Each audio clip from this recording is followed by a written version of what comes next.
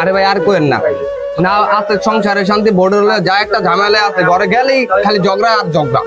কোনো শান্তি নাই দেখাইতেছি কি কোন ভাই আসলেই গেলে তো আসলে কাজ হইব তো লেগ গুরান আমি ওই দেখাই দাঁড়াও আমাদের এই বুদ্ধি আমিও তোমার দেখাইতেছি মজাটা রং চা খাই চাচা একটা পানি দিয়েন তো বউরে লাইনে আনতে হইব আগে আর দাদিক মার কাছে যাই মা